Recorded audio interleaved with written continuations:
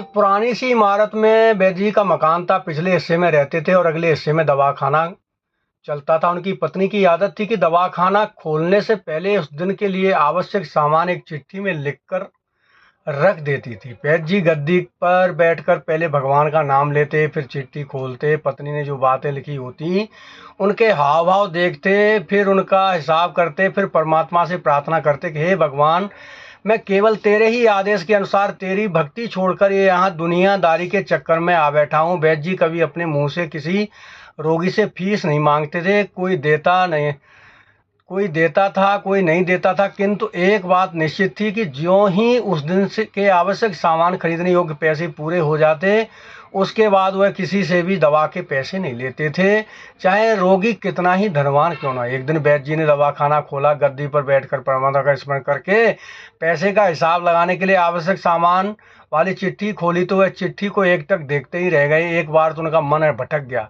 उन्हें अपनी आंखों के सामने तारे चमकते हुए नजर आए, किंतु शीघ्र ही उन्होंने अपनी तंत्रिकाओं पर नियंत्रण पा लिया। आटे, दाल, चावल आदि के बाद पत्नी ने लिखा था कि बेटी का विवाह 20 तारीख को है, उसके दहेज का सामान। कुछ देर सोचते रहे, फिर बाकी चीज़ों की कीमत लिखने के बाद दहेज के सामान लिखा।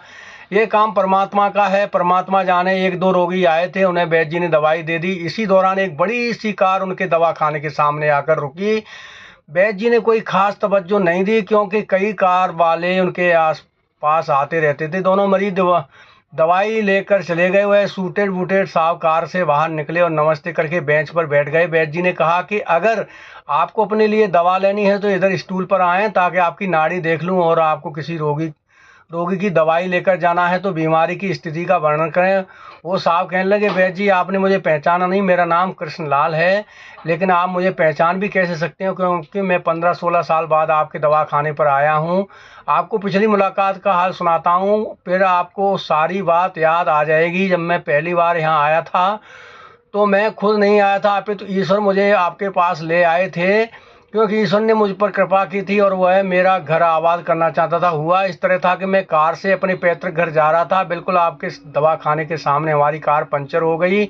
ड्राइवर कार पहिया उतारकर पंचर लगवाने चला गया। आपने देखा कि गर्मी में कार के पास खड़ा था, तो आप मेरे पास आए और दवाखाने की ओर इशारा किया और कहा कि रद आकर कुर्सी पर बैठ जाएं। अंधा क्या चाहे दो आंखें, और कुर्सी पर आकर बैठ गया। ड्राइवर ने कुछ ज़्यादा ही देर लगा दी थी।